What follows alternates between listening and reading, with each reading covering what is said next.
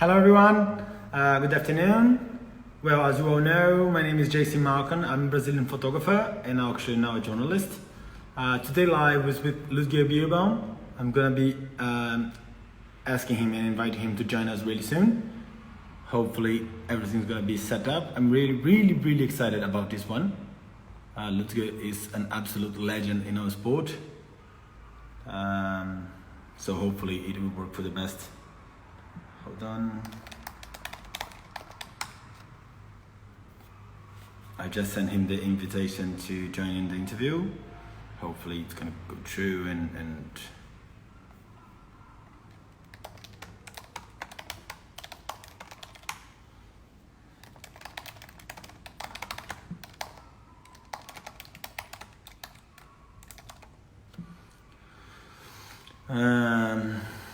so hopefully he will join up in really soon,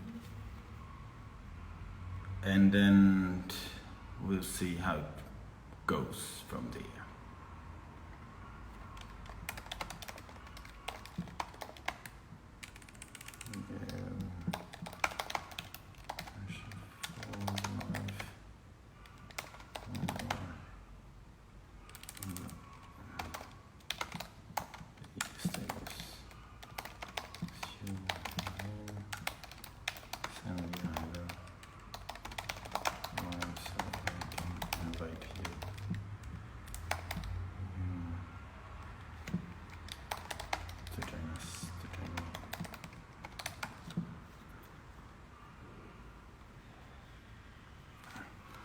We're still waiting for him. I sent to him a message on the Instagram account, and I'm just waiting for him to join up. I might actually have to try to call him if he can't, or walk him through. It's not the easiest thing to understand, especially if you're not an Instagram user. So we'll just give like 5 minutes.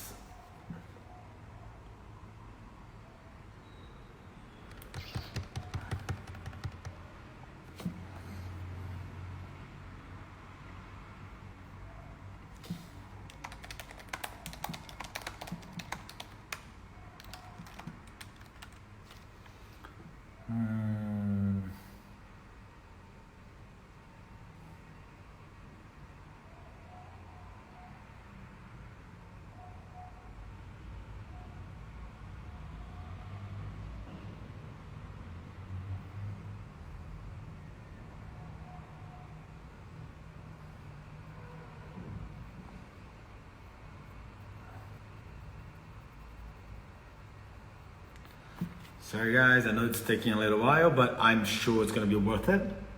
It's when it happens, so we'll have to be patient.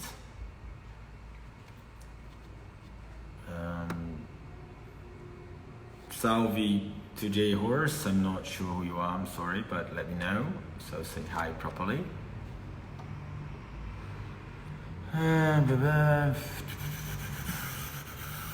Let's see what's going on. Let's try again. LB Stables. Oh my now. Join me so I can invite you. So I can invite you. As I was saying before, guys, today unfortunately we won't have the translation because my dear friend Samantha Sutherland I held up on a meeting today. But I will make an effort to put subtitles on, okay? As soon as I can.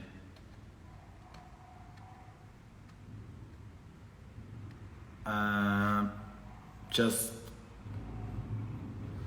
Pedrinho, the reason I'm not speaking Portuguese, it's because I've realized that if you are a foreign speaker and you walk into a live expecting to see Ludger or whatever, and the guy is speaking Portuguese, you won't stay for like 4 or 5 minutes until Ludger joins in. You just drop on the interview. So that's why I'm back to English the whole time.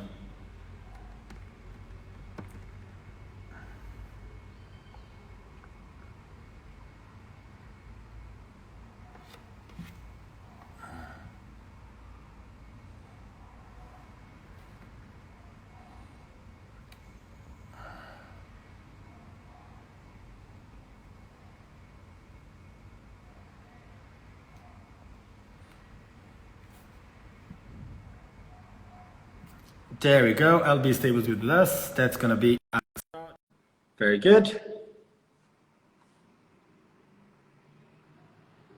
Just waiting till Ludger can accept that and see if the connection is working.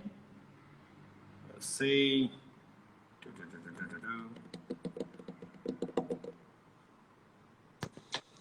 Hello. Hello, there we go. Sorry for being a bit late. It was a bit difficult, and my wife finally fixed it. All right, thank you. So it's okay. It's no problem. Well, Ludger, first of all, thank you very much for accepting the invitation. It's an absolute pleasure to have you with me. It's just an honor. Thank you. Thank you for giving me the opportunity to talk to you and the people in Brazil. Okay, well, Ludger, the first things first, I believe every story has a beginning, and we want to know exactly why, how, and when did you start writing? Why, when, and how? Okay. Actually, why? Because of a friend of mine who was really keen to go to ride and work with horses, much more keen than I was in the beginning. All right. Actually, to be very honest, the age between 6 and 8, or even 6 to 10, I was almost a bit scared. I had a pony when I was 6, and I was bitten a few times by the pony, so I wasn't really too keen to go and ride. But the best friend at that time, he was really keen, so I followed him always, and that's how I really lost my fear and got to the horses. Regularly, I started to ride when I was about 10 in a local riding club, where my friend's father was the riding instructor, the teacher. So actually, really because of him and his environment, his family, I started to ride. Fantastic.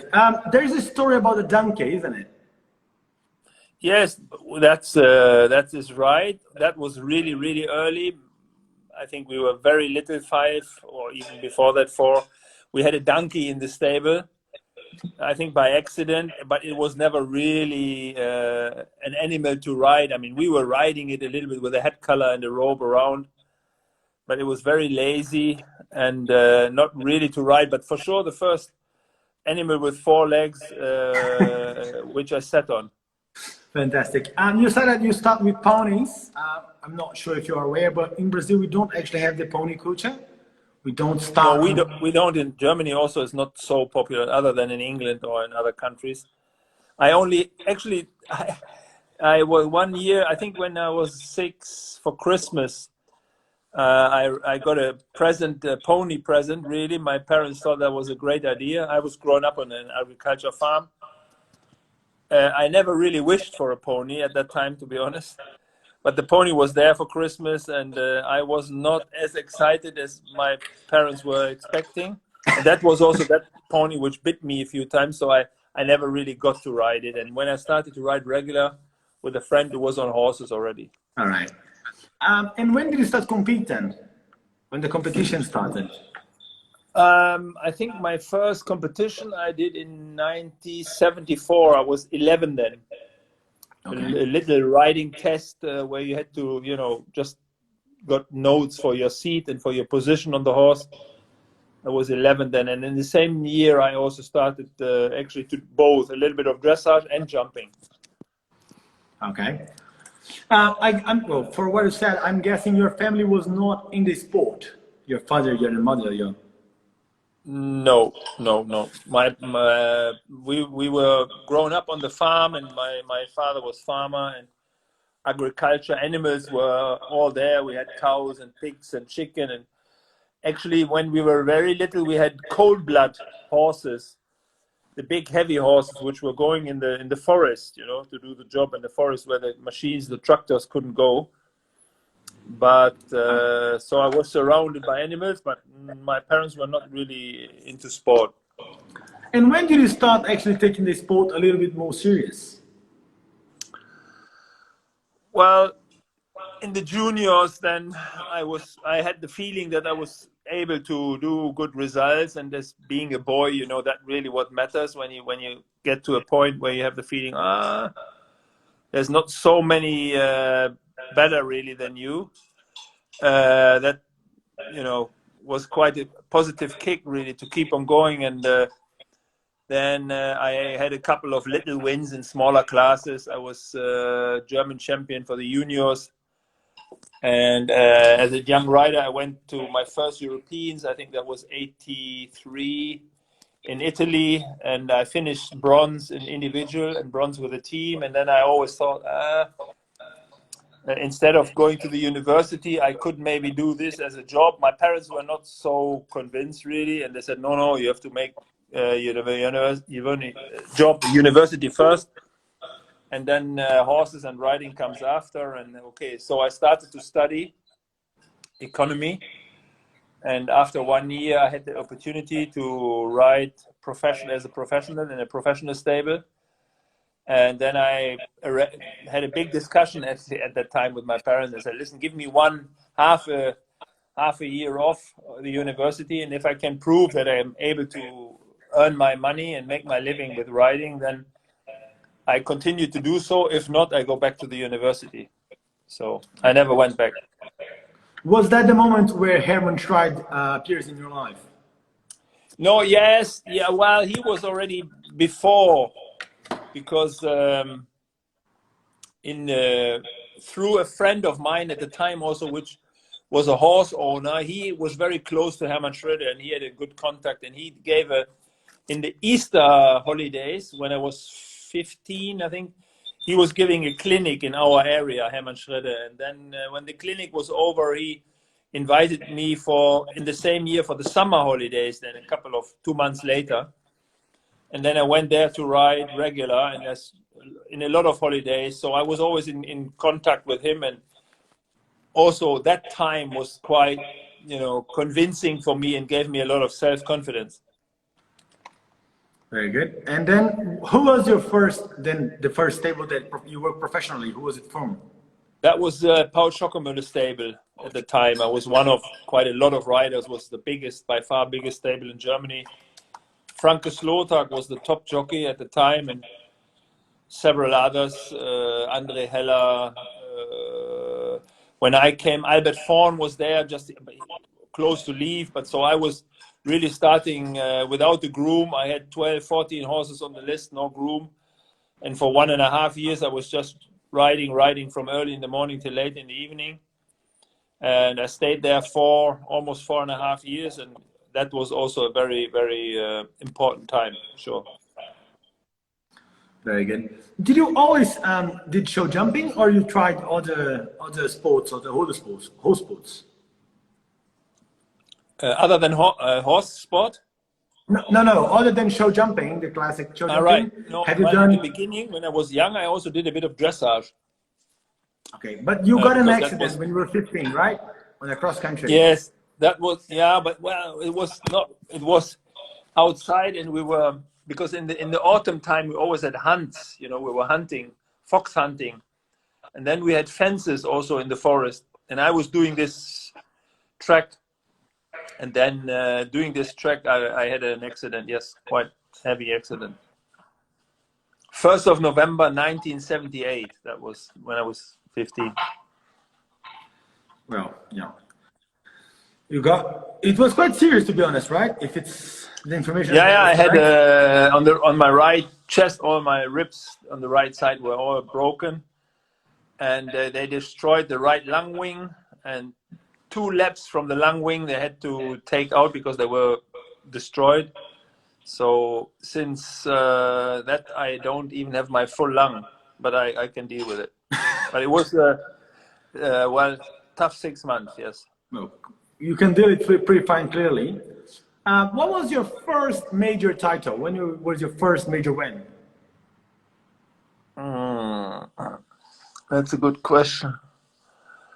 What do you call major title? I mean, I was the first, which really meant something, was 1988. I was German champion, which was the final qualification for the Olympics for Seoul at that time in the year. And I mean, being German champion with 24 years ahead of Paul Schockemöhle, Franke Slotag, and all these guys was something really special. And in the same time, there was 2 qualifiers for the Olympics in Seoul. There was Wolfsburg at the time, you know, the headquarter of Volkswagen. I won the Grand Prix there, and I was German champion a couple of weeks later, and then I was qualified for Seoul. So that was a really probably door opener, so to say. Amazing. If I'm not mistaken, you were German champion with the horse called Landlord. Yes, at that time, yes. And then, of course, in Seoul, 1988, you got your first team gold medal at the Olympics. Yes. Which is a really cool story. I think Rodrigo or Neko on the interview said that he only has seen 2 riders in the life pulling up what you did. There was you and also Felipinho Azevedo that actually jumped a horse on the Olympics that was actually borrowed a little bit before the event. Yes, that's true. Because my horse arrived there, he didn't pass the vet check. The first one, he passed the second one, but we did the training session in Seoul, and he didn't really feel right. And then, there was the option to borrow a horse from a colleague at the time, Dirk Havemeister, the Freak, a well-known horse. He's won a lot of Grand Prix before with Hugo Simon. I think not many teams had a reserve horse like that. I think we see the video there, some jumps from Seoul. Yep. I only had one test ride in the day before the Nations Cup. Really, I didn't do the warm-up round with him. I had a test ride just in the practice area, really, and but the horse was a machine, so it was not really difficult to do, and probably he even had more potential than the horse I had there. So I was lucky. Yeah, lucky might not be the word that was used to describe it, but yeah, I think that's one of the final rounds from the team's gold medal in Seoul with the Freak, which was really good, of course. And also a little later than that, I think 4 years later, I'm trying to follow the. You actually won the next year in 90. No, sorry, no. What is it? Find it. Sorry. Yeah, a couple of years later, you won your first Olympic gold medal as an individual with Classic Touch. In Barcelona, yes. Yeah. Which should be, if I'm not mistaken, that video. Yep. Yes, that's Barcelona, right. What's the story behind Classic Touch? Classic Touch was a horse owned by my sponsor at the time. Originally, he bought the horse for the son when she was 7. But because she was a bit of a strong, tough, a little bit hot horse, he decided to let me ride the horse for 1 year before the son really was able to take over then. And that was in 91. And after a few weeks, 2 months, I went to him and said, listen, I think this horse has so much potential. It could possibly be the horse for the Olympics in the coming year. And then he said, well, okay, if that's the case, you can ride it until the Olympics. And then I take it over to give it to my son. Fantastic. And even though she was only 8 then in 92, but the potential was really unbelievable. And yeah, that again was a great story. Even in the Nations Cup, we had a bad day.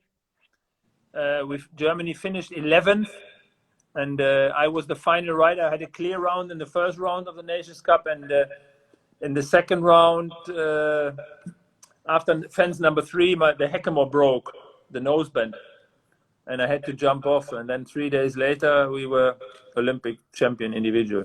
That's fantastic. That was actually the story that I've typed about. I couldn't find that video. I was looking for it, but apparently you can find it. No problem. On the internet. Let's go. I'm sure you had dozens and hundreds, probably, moments that were incredible in your life, but what would you say was the highlight of your career? That's very difficult. I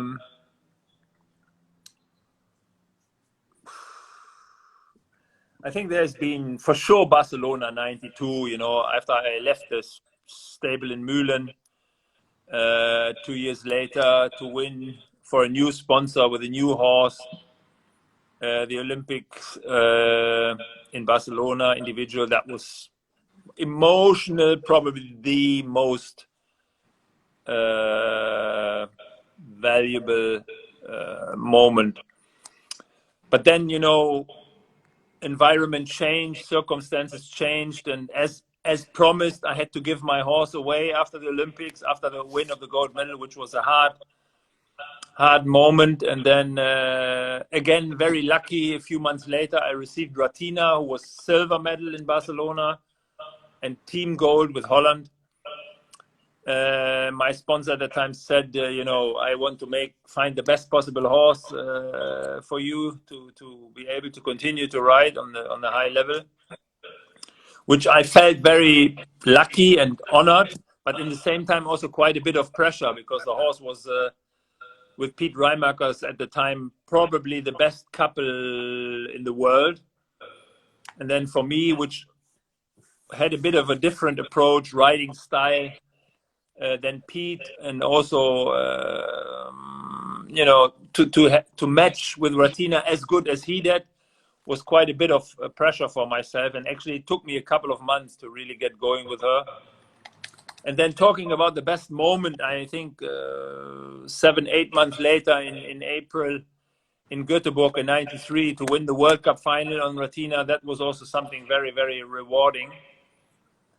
And then we had Ratina was probably the horse I at that time was quite successful, #1 in the world for a couple of years.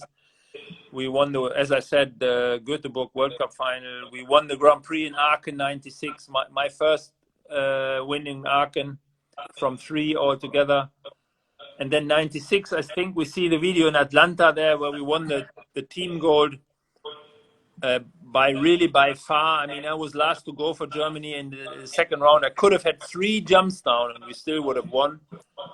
She didn't have a fence down in 3 rounds, and I think I was pretty much the favorite for the individual.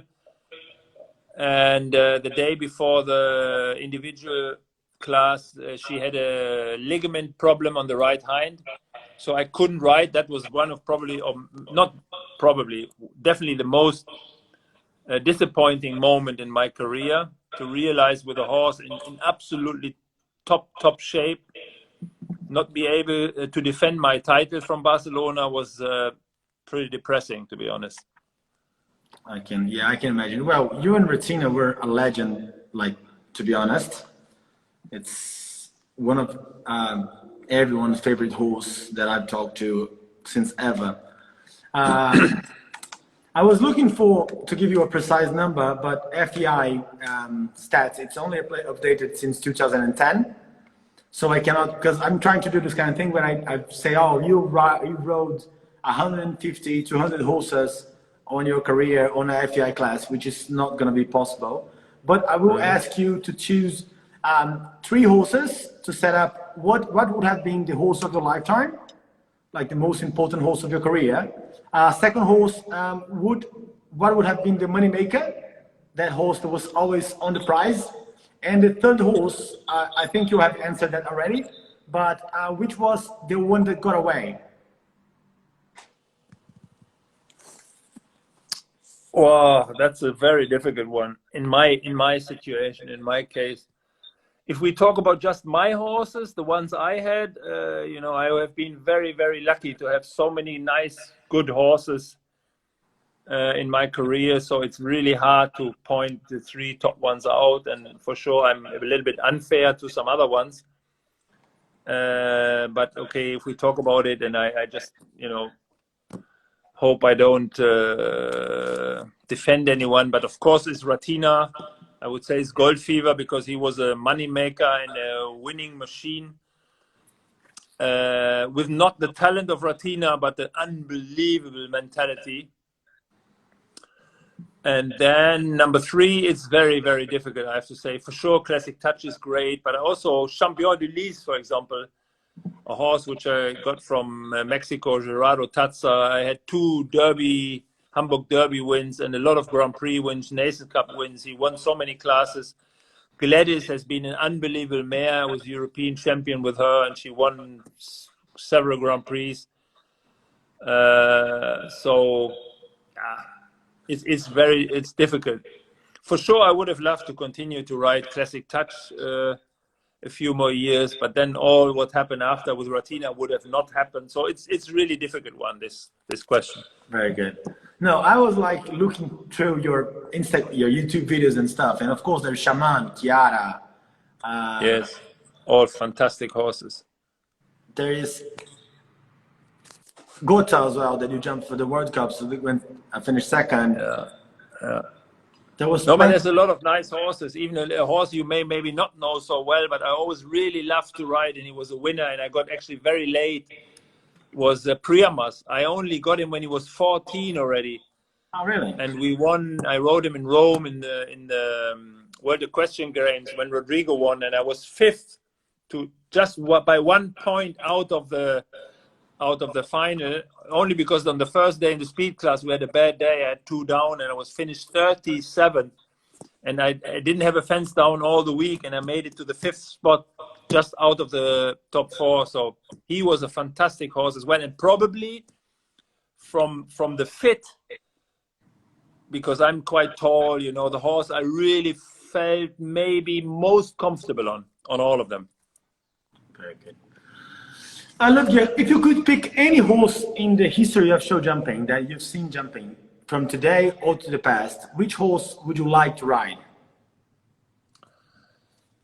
That's, I think the 3 best ones I have seen in my career were Milton, Balubé, and Big Star. If you ask me which I would have picked, that's very difficult. Now we can do a really rotation. difficult. We could put a rotation: Ratina, Milton, Big Star, and Balubé. Oh la la! It's all right. No worries. You don't have to choose. Sorry? You don't have to choose. It's just. No. Okay, yes, but they are all great. I think Ratina was fantastic, but Ratina for me was difficult really to adapt, because she was really hot and not too big, and I am quite tall, you know. And I really had to change my way of riding, and that was quite a bit of a challenge for me. But the horse, with all the class and quality she had, she could deal with me. Yeah. Of course, the sport has changed a lot in the past couple of years or few years, and I will ask you a little bit about that a little bit later. But out of the horses you had in the past, so I'm taking Classic Touch, Ratina, all of these horses, which one do you think would be the best for today's sport? Yeah, good question. I think Ratina would still be able to win a lot of classes. And she was a freak and a very natural horse. But of course, also Gold Fever, I still think I would be able to win here and there every now and then. Yeah. Or Gladys as well, not to forget Gladys, even though she was, I didn't have her too long, but she was a horse with a lot of quality and also really, really careful and very natural fast. She also would be a horse which is able to win today, anything. Very good. Of course, you've jumped plenty of courses, hard ones, easy ones, but was there ever that course that you walked in and said, oh my God, that's really, really tough? Yes, sure. I had this several times, to be honest. And also sometimes, even when I thought, I don't know if I'm really ready with this horse to jump that Grand Prix or that Nations Cup the next day. Or some occasions in derbies, I didn't have the best feeling the day before, honestly.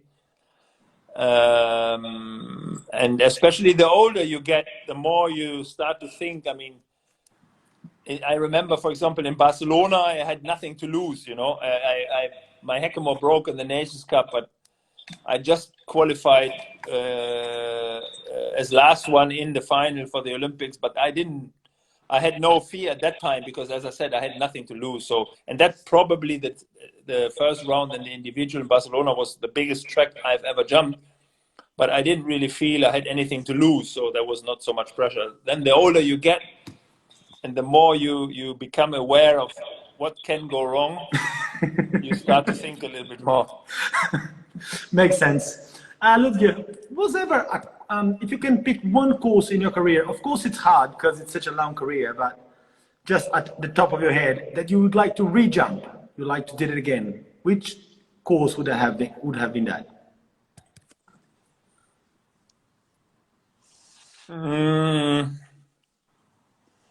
That's a difficult question. Actually, I just get this in mind now because it's very spontaneous, the answer, and we have not prepared on this interview, which I actually really like.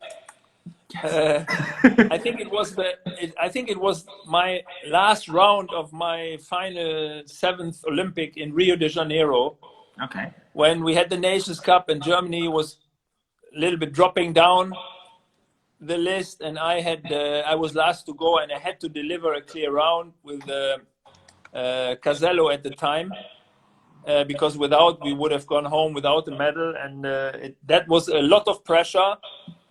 But I think it was probably one of my nicest, written-wise, correctest, and also with the circumstances and the environment, because the whole country was looking, or probably the whole world, but in this case, especially the German fans, hoping that I don't make a mistake. And I delivered the clear round, and we made it to the jump off and secured the bronze medal. That was something also very, very emotional. And if you ask me which round I would like to repeat, that could be the one, really. Very good. Who are your idols in the show jumping sport? My idol always was, for many, many years, and in a way still is, because I don't like to, jump around. John Whittaker.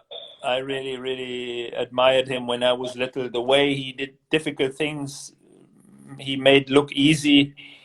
The fact he was able to ride any horse, like no scope, small heart, or big scope and big heart. And if he was every single show, every single horse giving 100%. And no one made difficult things look so easy than him. Very good. That's another trick question, of course, and it's a hard one. But if you could pick one dream team worldwide for you to be on, so 4 riders for an Olympic championship, but it don't have to be Germans. It's a worldwide dream team. Dream team? Yes. Oh my God, that's difficult. And that probably also we have to, because my time is long, as you can see, I have a lot of gray hair. There have been several dream teams. Today's dream team. No, it doesn't have to be today. You can put riders that all times. Yes. All time. That's a very difficult one. I'm not in that one, that's for sure. Okay. I know 100%. For sure, to me, it's John Whittaker. Yep. And then it gets difficult. For sure, also a person I have to say I know for a long time. He's a good friend also, and I have a lot of respect for the way he rides and what he does and how he rides and how he wins. Is Markus Ening. All right, fantastic. Anyway, we have a couple of strong German guys also now. We have to be, the ones who are winning now. For example, Daniel Deusser is also very, very special. Franke was at that time my hero as well, because then I also learned a lot from him.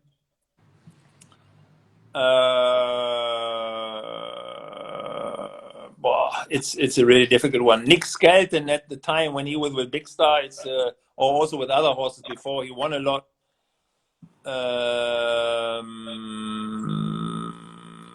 Today, I really like to watch Ben Mayer and also Scott Brash for sure. It's a difficult question.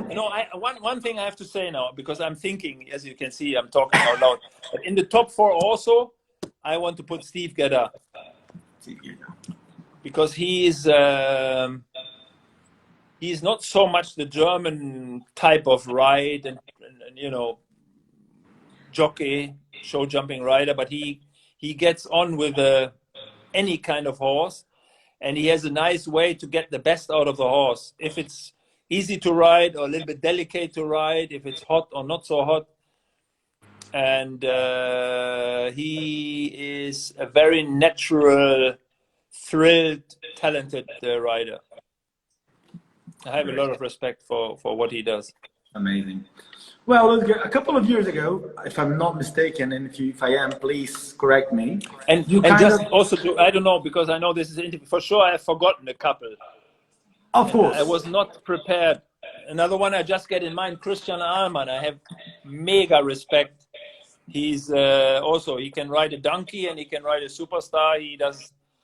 Also, I have a lot of respect, for example, for Marco Kutscher. He's a brilliant rider in terms of rhythm, balance, make things look easy and perfect style. And in harmony with the horse, I have to say, if we just take this one subject, harmony with the horse, my number 1 of all times is Marco Kutscher. Very good. I was saying, well, I forgot the question I was going to say, so I'm going to go to the next one. How did you last that long in the top sport? What is your secret? There's actually no secret. I think it's a bit destiny. I mean, I've been lucky all those years to stay somehow healthy. And then I've been lucky also in the way that I've always had people around me who trusted in what I was doing.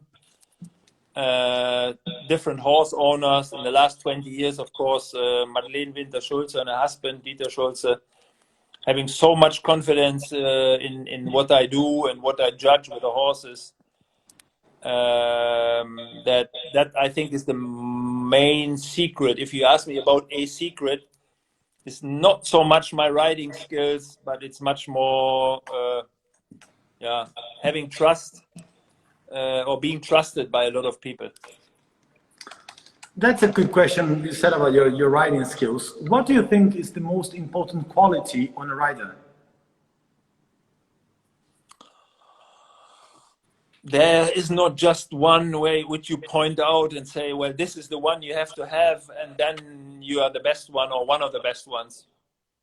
Because there's so many examples, and you know, if you compare the ones I just told you, or you could also point out a lot of the good American riders, McLean, or compare McLean with Meredith Michaels, my sister-in-law, or with Marcus Ehning, or Ken Farrington, or Christian Ahlmann and Daniel Deusser. You can't really compare them, can you? I mean, they are all different in terms of style, approach to horses, the kind of horses they pick to be able to go to shows and win. For sure, I think you need to know in the end what you really want, what you need, and have a good mixture between skills and also enough coolness and a good mind. All right. And what is your best quality as a rider? I'm not so sure about that. I don't really have one outstanding quality. I'm okay in a lot of things. Well, I would say you're a lot better than okay, Ludger. Yeah, but no, something in between okay and quite good. But in a lot of ways, there's in all the time, even when I was younger, there was always people having more skills probably and being more sharp or more talent. But I got along well enough, and I'm not complaining. But there's not one outstanding quality which I have. I think it's the mixture. Well, I remember what I was going to ask you before. A couple of years ago, you said that you would retire from the German team. If I'm not mistaken. Would that change if you got the right horse for Tokyo, for example? No, no, because I did around 150 Nations Cup and, as I said, 7 Olympics, and I maybe if I really force everything, I could do another Olympics probably, but first of all, I'm old enough to step down, and I had the feeling that especially in Rio, when with a good performance on the last round, it was a good moment to take that decision to step down and to give younger people the chance also, because especially in Germany we have quite a lot of good up and coming riders with a lot of talent, and I think until now I haven't regretted the decision taken 4 years ago. So I'm completely d'accord with the decision. Very good, fantastic. Okay, we talked a little earlier about that, but what do you think is the biggest difference in this sport from when you started to today? The biggest difference is that we have in the top, we have much more horse and rider combinations able to win on the day. I mean, when I started, I remember there was always 3, 4, maximum 5 riders in the Grand Prix able to win. Today, when you see a list of 30, 40 or 50 riders, 85% are able to win. And even in the Olympics, you don't have one really overall favorite. I think there's a lot of good horse and rider combinations out there able to win the big classes, World Cup finals, Grand Prix or Olympics. So there's a lot of more people and countries now able to compete on the top level. That I think is the biggest change. Very good. One question that it's silly, but we of course will talk lots of Brazilians. What do you think of the Brazilian riders that are on the sport today? Well, I think you have, and you always had, starting with Neco and also Rodrigo probably before. I forgot a little bit about him with Balube. He won 3 or I don't know, 3 or 4 even World Cup finals. Yeah, Olympic gold medal. So he's not so old, but he's been in the sport for a long time also. And I think also one rider really I like to watch is Pedro Veniz. He's a very, very skilled rider, good horseman, and others. So I think in Brazil you have a good riding culture, and if things going well, you also have a chance to probably win a team medal in the next Olympics. Very good. That would and I think if I'm not mistaken, you have won one already in Atlanta. Was it not Atlanta bronze? I think we have 2 bronze. I think it's Atlanta and Sydney. All right. So yeah. Anyway, so you're right there. Very good. Of course, once I published the live that you were going to be joining us, I got hundreds of questions asking if it would be a possibility for you to come and give a clinic in Brazil eventually. So before we go on about other subjects, that of course the question that I would like to ask. Well, in life you should never say never, but the honest answer is that in this moment I don't really have the time, because I have a lot of things to do here, and almost around horses 7 days a week. If I ride less, which is not long anymore, that I mean, in the moment with the coronavirus, we don't go to shows, but normally we go regular to shows, of course. Yep. But if I ride less, there might be a time where I can come to visit you or to give a clinic.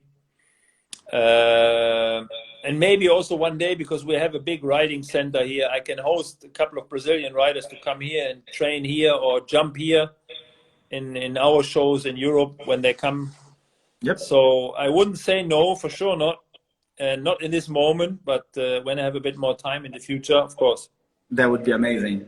Well, going from your history and stuff into a little bit more of what you think about, and then that's the moment where if you don't feel comfortable with a question, just say it and it's okay. As we talked about, we didn't prepare that, and I'm trying to keep that way, so it's out of everyone's head. First thing that I'm going to ask, you jumped 7 Olympics, and of course that's an amazing feature by itself. And we are experiencing now a lot of changes in the regulations for short jumping. We will have a big new Olympic system for 2021. With only 3 riders, and we'll put the individuals first. What do you think of the new system? Yeah, I think it's not a secret that I was not really in favor of changing the format from 4 to 3. But also we have to accept in a way that we are living in a democratic world. We have ongoing things which are sometimes affecting our sport, our decisions, as we are an Olympic discipline under the roof of the IOC. We are also in competition with other sports, and there was a time where the IOC expected the equestrian sport to change some things to make sure there's more flags, and to not be too conservative and continue for decades the same formula. So it came to a point where most of the riders anyway, were overruled with this. And as I said, as being democratic, we have to accept this. I think I still hope that everything goes well, of course, and maybe we have to reflect the Olympics then in Tokyo with a new format, and for sure we can then adjust here and there, and if it's the right decision to have the individuals first and the team after, it's going to be a difficult job for the course builder to start with the biggest round. But as I said, I don't want to be too negative now. Let's see what happens, and then we can judge a bit better. Very good. I don't believe until now I found any rider that I interviewed that was looking forward to the new system. But as you said, it's wait and see now. It's hope for the best, and then discuss what we can do after that. The other regulation that's about to change, and FEI has sent a letter saying that it's going to be changing on January 21st. So we will have the Olympics under the new regulation, are the hind boots regulations. Of course, you jumped without hind boots and with hind boots. So what do you think about the new rules? I personally have no problem with it. As you said, I've jumped without and I've jumped with. I think it will be not such a massive input. For sure, some horses will have difficulties, and maybe some of the jump-offs will not be as fast as they have been in the past. But I have no problem with that rule, to be honest. And I think we will have a winner in the future, and we had one in the past, so we should not worry too much about it. Very good. Ludger, you had, I have no idea how many horses you rode, but what do you look for in a horse when you're trying it out? Well, I mean, the main thing to me is the question which you don't see when you try a horse. You see, of course, conformation, size, stride, technique, elasticity, shape. But the interior, the brain, the mentality, that's something you find out after a while when you work with a horse. And that's probably the key question to whether you have a winner or just a nice horse. Very good. Do you have any breed that you really, really like? Any breed or any stallions or, any bloodline? Sorry, that's a word. Yeah. No, I have in my entire career not preferred any or even went to buy horses because of breeding, bloodlines.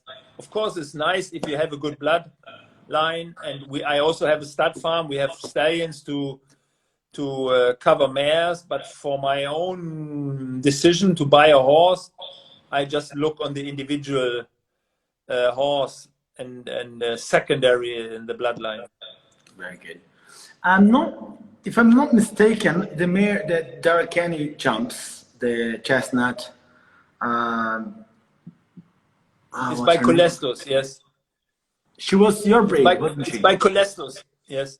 I think it's a gelding, it's not a mare, but it's a super horse. She was bred by your farm, right? No, it's not bred. It's just from one of my stallions, our stallions here, Colestos. Okay. But he was bred in East Germany, not here with us, no. Okay. Very good. Hold on. Okay, there we go. What's the key form to develop a horse? We're talking about young horses. There's a big discussion about that in Brazil. What is the key on bringing up a horse from the early age into top level sport? Well, the key is to have a good management, you know. A good horse, to develop a good horse needs good management and good riding and good care. And that starts with good feeding, good farrier, good training. The whole maintenance is important, and very, very, very important is time. Even the talented horse, try not to be too quick, go too fast. And whatever we talked before about the hind boots, if you have the horse, give the horse enough time to develop and be strong enough. If it then has talent, it's all you need. Talking about management, one thing that I believe it's quite difficult, is how to prepare a horse so that he clashes his top form with the top competition.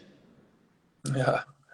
That's exactly that's the challenge, really. And I think it's every year and every case, every horse, every situation, every tournament, it's a new challenge, and you always have to balance things, you know, try and make a plan, and then sometimes things go a bit wrong. You adjust because you have an accident or an injury, or you know, something happens. Also, horses are not machines, you know. They can have good days and bad days. They can have little injuries. They can have colic or fever after traveling. So, and that straight away interferes in your plan and your strategy. So you have to always adjust. And I think the main thing is that you have to be aware of that, and then really adjust, and just don't close your eyes and keep going, because then it's just a question of time when you have a problem. Fantastic. Ludger, you were talking a little bit about riding style a little bit earlier. You said about Steve, he doesn't have really the German style. But what do you think? Do you think we still have the whole French style, American style, German style on riding, or do you think we got a little bit more mixed up now that we have this whole global world? No, I think we still have this style in a way, a little bit. I think probably the Germans are a little bit more going towards French, English, Irish, got a little bit more flexible. But if you really look into the different areas and the different people riding styles, we still have that, and it's very interesting. Very good. And I don't even want to say what is best or what is the right style. There's no right style. The best style is the person, male or female, who is in most harmony with the horses. Very good. Ludger, we are almost down to our time, so we're going to be closing up soon. I have two more questions, so I'd like to thank you very much for your time. It's been amazing. So I think I'm going to try to keep it simple. What is the importance of the flat work, the dressage work on the show jumping horses? This question asked to a German guy, you can imagine that normally the answer is it's very, very important.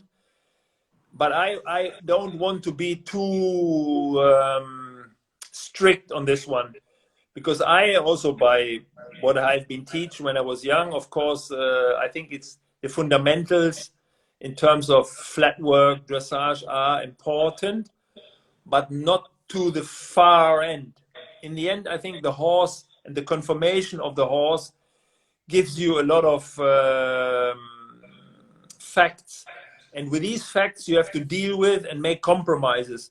And sometimes, depending on the conformation, less dressage is more. You have to find a way to have enough control. And if that is because of the conformation and the temperament is better when it's a bit more free with the head up and forward, like the French way of riding. It's absolutely fine, and it might be better than too much dressage and flat work. So it's not black and white here. I think the person who has the best feeling for how to get the best out of the horse is that's the right way to do it. And that's what I meant when I talk a little bit, or the example I had was Steve, for example. Or also before, when I started, the one I always looked up was John Whittaker. Amazing answer. Thank you very much. Before we finish, I think I got one question on top of this too. So before we end, I forgot. Well, what is your plan for the future? What is your next goal? My plan for the future is try to get over this Corona mess. That's the near future. And together, of course, with my family and my friends and everyone, which I also hope the same for you, actually, and your country, which in the news I hear that it's not easy in Brazil for the moment. So I think this is the main worry we should all hope for to go as soon as possible over. And mid and long term, of course, I would like to still be part of the sport in the world, in Europe. And for sure, not so long anymore as a rider, but as a horse owner, trainer, hosting events, stuff like this. So the horses are my passion, and the horse industry is my life. And I hope to stay healthy and fit to do it another couple of years. Fantastic. Well, last thing before we finish. So again, thank you very much. What is your piece of advice for all the young riders and fans that want to become international and top rider just like yourself? Oh, that's also not so easy, but of course the main advice is, don't give up too soon. Believe in yourself. Stay focused. And don't give up, and believe that there will be a chance at the time, even though there will be also days where you think there is no chance, but try and stay positive. That's, I think, the best advice I can give. Very good. Well, Ludger, that's it for today. Thank you very, very much for your time. It was an absolute pleasure. Thank you. So I hope you have a good night. Hope you all go back to show soon, so I can go back and take photos of you all soon enough, okay? Thank you so much. All the best for you. Huh? Okay, thank you very much. Bye-bye. Thank you. Bye. Have a nice day. Bye. You too. Thank you very much, everyone. It was a dream come true. Amazing, fantastic, incredible. I can not find words to describe it. So that's it for today. I am going back to Portuguese. We have 1 minute left, and then we will talk about other things. Pessoal, muito obrigado pela participação. Para mim foi um prazer inenarrável, foi incrível. É um prazer falar com esse cara. Ele é uma lenda. Obrigado a todo mundo que participou. Muito importante para mim ver vocês aí, ver as pessoas que estão aqui que não são brasileiras também. E especialmente, acho que quem não são os brasileiros, porque é muito impressionante isso tudo. Então, gente, obrigado. Meus canais todos seguem abertos. Instagram, WhatsApp, e-mail. A gente vai continuar conversando. E vamos torcer aí para fechar as coisas para a semana que vem. Agradecer sempre a Lucky You e a Maluzinha com o canal do hipismo e o Mundo Hípico, que vem sempre me apoiando. E eu vejo vocês na segunda-feira. Eu vou passar o horário depois da entrevista do Mark Todd, mas a entrevista com o Rodrigo Lima é sim às 8 horas da noite. Uma boa noite e até lá.